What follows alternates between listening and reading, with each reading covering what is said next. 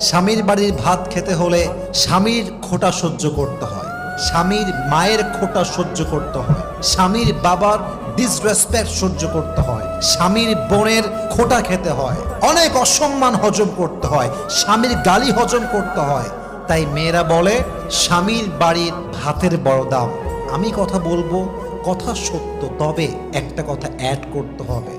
যদি আপনার স্বামীর বাড়ির ভাতের দাম এত বেশি মনে হয়, তবে মাথায় রাখবেন বিয়ের পরে স্বামীর বাড়ির ভাতের দাম যে পরিমাণ বেশি, আপনার নিজের বাপের ঘরের ভাতের দাম তার চেয়ে বেশি।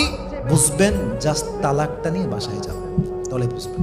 জাস্ট তালাকটা হোক, বাসায় যান, 3 মাস থাকেন, 4 মাস থাকেন, 5 মাস থাকেন, স্বামী নাই তালাক হয়ে গিয়েছে, তখন বুঝবেন স্বামীর বাড়ি ভাতের দাম বেশি নয়, এখন তো মনে হচ্ছে বাপের বাড়ি ভাতের দামই বেশি হয়ে গিয়েছে। ঠিক কিনা বলেন?